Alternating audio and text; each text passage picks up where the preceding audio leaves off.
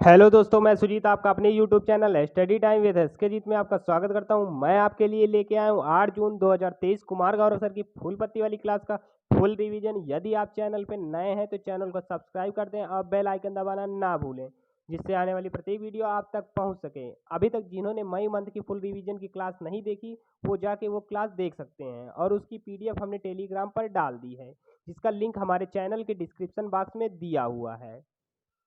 आज का पहला प्रश्न है, हाल ही में किस देश ने अपनी पहली हाइपरसोनिक मिसाइल फतह का अनावरण किया है? ए कतर, बी इजराइल, सी ईरान, डी सऊदी अरब। तो इसका सही आंसर हो जाएगा आपका सी ईरान। हाइपरसोनिक मिसाइल होती है जिसकी स्पीड ध्वनि की तुलना में 5 गुना तेज हो। फारसी भाषा में फतह को कहते हैं विजेता। किसने लॉन्च किया? ईरान के राष्ट्रपति इब्राहिम ने। स्पीड है 15 मैक, रेंज है 1400 किलोमीटर। उद्देश्य क्या है इसका? USA और इजराइल को काउंटर करना। ध्वनि की स्पीड को कहते हैं मैक। हाइपरसोनिक मिसाइल किस किस देश के पास है? तो यह USA, रूस और नॉर्थ कोरिया के पास है। भारत के पास है सुपरसोनिक क्रूज मिसाइल। भारत की सुपरसोनिक क्रूज मिसाइल का नाम है ब्रह्मोस। यह मिसाइल काम करती है फायर एंड टारगेट सिद्धांत पर। फायर एंड टारगेट सिद्धांत पर। सुपरसोनिक क्रूज मिसाइल की स्पीड है 1 से 5 मैक के बीच सुपरसोनिक क्रूज मिसाइल की स्पीड होती है। लल्लन टॉप से प्रश्न है, खेबर मिसाइल है ईरान की चौथी, यहाँ पे पीढ़ी होगा, चौथी पीढ़ी की बैलिस्टिक मिसाइल। यह मार करती है सतह से सतह। रेंज क्या है? 2000 किलोमीटर। रामसर कन्वेंशन हुआ 2 फरवरी 1971 को ईरान में। किसके लिए हुआ? तो आर्द्रभूमि के संरक्षण के लिए हुआ। भारत में कितने रामसर साइट हैं? तो 75 रामसर साइट हैं। भारत की पहली रामसर साइट है चिल्का झील। हार्मुज जल संधि किन दो जल भागों को आपस में जोड़ती है? तो यह फारस की खाड़ी और ओमान की खाड़ी को आपस में जोड़ती है। अगला प्रश्न है, 58वां सम्मेलन 2023 किसके नेतृत्व में बान जलवायु परिवर्तन आयोजित किया जा रहा है? A WEF, B WWF, C IUCN, D UNF triple C. तो इसका सही जवाब हो जाएगा डी UNF ट्रिपल सी। पहला पृथ्वी सम्मेलन हुआ 1992 में। कहाँ हुआ? रियो ब्राजील में हुआ। इसमें रिपोर्ट का नाम है एजेंडा 21। इस सम्मेलन में किस संस्था की स्थापना हुई? तो इस सम्मेलन में UNF ट्रिपल सी की स्थापना हुई। UNF ट्रिपल सी का फुल फॉर्म है United Nations Convention to climate change. अगला है, जलवायु परिवर्तन के ऊपर कार्य करने वाली संस्था है UNF triple C. UNF triple C की स्थापना की घोषणा हुई 1992 में, जबकि गठन होता है 1994 में। इसमें मेंबर कितने होते हैं UNF ट्रिपल सी में? मेंबर देश हैं 197। मुख्यालय कहाँ है? बॉन, जर्मनी। UNF ट्रिपल सी के मेंबर देश की मीटिंग को कहते हैं कॉप। कॉप फर्स्ट हुआ 1995 में। कहाँ हुआ? बर्लिन। बर्लिन कहाँ है? जर्मनी में। 50वां बॉन जलवायु परिवर्तन सम्मेलन हुआ बॉन, जर्मनी में। कॉप 2 हुआ 1996 में। कॉप 3 कब हुआ? तो यह 1997 में हुआ। किसके लिए हुआ? ग्रीन हाउस के उत्सर्जन को कम करने के लिए। कॉप 15 संबंधित है जैव विविधता के संरक्षण से। कहाँ यह हुआ? तो यह मॉन्ट्रियल, कनाडा में हुआ। लल्लन टॉप से प्रश्न है, कॉप 21 हुआ पेरिस में। कॉप 27 हुआ शर्म अल शेख जो कि मिस्र में है। कॉप 28 हुआ UAE में। WEF की स्थापना हुई 1971 में। मुख्यालय कहाँ है? जिनेवा। इसकी फेमस बैठक है दावोस। WWF का मुख्यालय कहाँ है? तो ग्लैड, स्विट्जरलैंड में है। IUCN का मुख्यालय है glad, Switzerland. Red data book जारी करता है IUCN। अगला प्रश्न है, हाल ही में चर्चा में रहा नोवा खखोका बांध कहाँ स्थित है? ए रूस, B Ukraine, C Japan, D दक्षिण कोरिया। तो सही जवाब हो जाएगा इसका बी यूक्रेन। यह बांध किस नदी पर स्थित है? तो यह नीपर नदी पर स्थित है। नीपर नदी स्थित है खैरसोन, यूक्रेन में। बांध की टूटने पर समस्या उत्पन्न हुई पेयजल की, विद्युत और बाढ़ की। जापोरजिया परमाणु संयंत्र को पानी की आपूर्ति करता था नोवा खखोवका बांध। रूस यूक्रेन युद्ध की शुरुआत हुई फरवरी 2022 से। रूस, यूक्रेन, पोलैंड, बेलारूस ये हिस्से थे सोवियत संघ के। सोवियत संघ का विघटन हुआ 1991 में। रूस यूक्रेन तनाव का कारण है यूक्रेन का नाटो के संपर्क में आना। क्रीमिया किसका भाग था? तो यह यूक्रेन का था। क्रीमिया पर रूस ने कब्जा किया 2015 में। 2022 में रूस ने यूक्रेन के किस हिस्से पर कब्जा किया? तो लुहांस पे किया। लल्लन टाप से प्रश्न है, चर्नोबिल त्रासदी हुई यूक्रेन में। यूक्रेन की राजधानी है कीव। यूक्रेन के राष्ट्रपति हैं जेलेंस्की। ऑपरेशन गंगा चलाया गया यूक्रेन में फंसे भारतीयों के लिए। ओडेसा शहर था यूनेस्को का वर्ल्ड हेरिटेज। अगला प्रश्न है, हाल ही में बाह्य अंतरिक्ष हेतु for all humanity the future of outer space governance एक नई संधि किसने जारी की? ए IAU, बी नासा, सी UNO, डी रॉसकॉसमॉस। तो इसका सही जवाब हो जाएगा आपका सी UNO। यह संधि हुई बाह्य अंतरिक्ष के इस्तेमाल को सुनिश्चित करने के लिए। इस संधि की आवश्यकता क्यों पड़ी? बढ़ते हुए उपग्रहों के लिए। 2013 में कितने उपग्रह प्रक्षेपित किए गए? तो 210 किए गए। 2022 में कितने उपग्रह प्रक्षेपित किए गए? तो 2470। अंतरिक्ष के कचरे को कहते हैं डिब्रीज। नासा अंतरिक्ष एजेंसी है USA की। रॉसकॉसमॉस है रूस की। भारत की है इसरो। जाक्सा किसकी है? तो यह जापान की अंतरिक्ष एजेंसी है। लल्लन टाप से प्रश्न है, संयुक्त राष्ट्र संघ की स्थापना कब हुई? तो 24 अक्टूबर 1945 को हुई। मुख्यालय है न्यूयॉर्क में। न्यूयॉर्क स्थित है हडसन नदी के किनारे। वर्तमान में संयुक्त राष्ट्र संघ के सदस्य देश कितने हैं? तो इसके सदस्य देश 193 हैं। नवीनतम मेंबर कौन सा है? नवीनतम है इसका साउथ सूडान। सूडान में फंसे भारतीयों के लिए चलाया गया ऑपरेशन कावेरी। संयुक्त राष्ट्र संघ के कितने अंग हैं? तो इसके 6 अंग हैं। संयुक्त राष्ट्र सुरक्षा परिषद में स्थायी सदस्य देशों की कितनी संख्या है?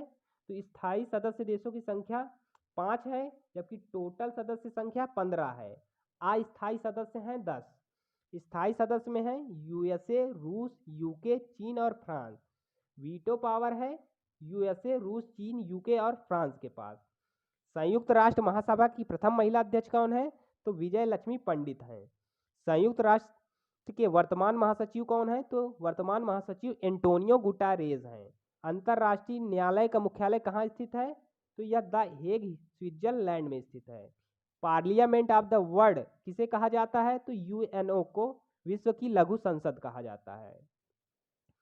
हाल ही में विश्व खाद्य सुरक्षा दिवस 2023 कब मनाया गया? ए 5 जून, बी 6 जून, सी 7 जून, डी 8 जून। तो सही जवाब हो जाएगा इसका सी 7 जून। प्रोजेक्ट कुबेर शुरू हुआ 2019 में। प्रोजेक्ट कुबेर 2023 का क्रम है 5वां। थीम क्या है? Food standard save life. World food day मनाया जाता है 16 अक्टूबर को। 16 अक्टूबर को ही क्यों मनाया जाता है? क्योंकि FAO की स्थापना इसी दिन हुई। FAO का मुख्यालय है रोम, इटली। मोटे अनाज का अंतर्राष्ट्रीय वर्ष घोषित किया गया 2023 को। सेंटर ऑफ एक्सीलेंस स्थित है हैदराबाद में। मीरा योजना का संबंध है मोटे अनाज से। लल्लन टाप से प्रश्न है, विश्व दुग्ध दिवस मनाया जाता है 1 जून को, जबकि दुग्ध दिवस मनाते हैं 26 नवंबर को। विश्व पर्यावरण दिवस मनाते हैं 5 जून को। इस बार होस्ट करता था कोटे डी आइवर। थीम क्या थी इस बार की? Solution of pollution. विश्व समुद्र दिवस मनाया जाता है 8 जून को। विश्व रक्तदाता दिवस मनाते हैं 14 जून को। कार्ल लैंडस्टीनर का जन्म हुआ 14 जून 1868। इन्हीं के जन्म दिवस के उपलक्ष्य में रक्तदाता दिवस मनाया जाता है। विश्व मरुस्थलीकरण और सूखा रोकथाम दिवस मनाया जाता है 17 जून को। अंतर्राष्ट्रीय योगा दिवस मनाया जाता है 21 जून को। ओलंपिक दिवस मनाते हैं 23 जून को। जो लोग वीडियो पर अभी बने हैं प्लीज़ वीडियो को लाइक कर दें और अपने दोस्तों और मित्रों के साथ शेयर जरूर कर दें। हमारा उद्देश्य कुमार गौरव सर की फूल पत्ती वाली क्लास का कम समय में ज़्यादा से ज़्यादा रिवीजन कराना, जिससे आपका समय बच सके और आप किसी दूसरे सब्जेक्ट में अपना फोकस कर सकें। यदि वीडियो पसंद आ रही है तो वीडियो को शेयर जरूर करें। अगला प्रश्न है, हाल ही में V2 मिनी उपग्रह को सफलतापूर्वक किसने प्रक्षेपित किया? A SpaceX, B Blue Origin, C Virgin Galactic, D NewSpace India Limited. तो इसका सही आंसर हो जाएगा आपका स्पेस एक्स। कितने उपग्रहों को लॉन्च किया गया? 22 स्टारलिंक उपग्रहों को। या इसकी कौन सी पीढ़ी है? तो यह इसकी दूसरी पीढ़ी है। दुनिया का ललन टाप से प्रश्न है, दुनिया का यह पहली पीढ़ी किस प्रकार से अलग है? इससे संबंधित प्रश्न है, ये छूट गया था। यह पहली पीढ़ी से किस प्रकार अलग है? तो इसमें ई बैंड स्थित है जिससे दूर संचार 4 गुना बेहतर हो सके। दुनिया का पहला 3D मुद्रित रॉकेट टर्नल किस एरोस्पेस कंपनी ने लॉन्च किया? तो स्पेस एक्स रिलेटिविटी ने। स्पेस एक्स है। अगला प्रश्न है, INS-2B उपग्रह है भूटान का, लॉन्च किया गया PSLV C-54 द्वारा। PSLV C-55 से लॉन्च किया गया सिंगापुर के उपग्रह। एशिया के सबसे बड़े 4 मीटर लिक्विड मिरर टेलीस्कोप का उद्घाटन कहाँ किया गया? तो यह उत्तराखंड में किया गया। भारत का पहला डार्क स्काई रिजर्व कहाँ बनाया जाएगा? तो यह हेनले लद्दाख में बनाया जाएगा। आदित्य L1 किससे संबंधित है? तो यह सूर्य से संबंधित है। स्पेस एक्स ने OneWeb के 40 इंटरनेट उपग्रह को किस रॉकेट के द्वारा लॉन्च किया? तो फाल्कन 9 से लॉन्च किया। अगला प्रश्न है, हाल ही में SBI ने प्रोजेक्ट कुबेर कहाँ लॉन्च किया? ए कोलकाता, बी मुंबई, सी पुणे, डी बेंगलुरु। तो सही जवाब हो जाएगा इसका डी बेंगलुरु। उद्देश्य क्या है? डिजिटल पेमेंट को बढ़ावा देना। यह है एक प्रकार का भुगतान प्लेटफॉर्म।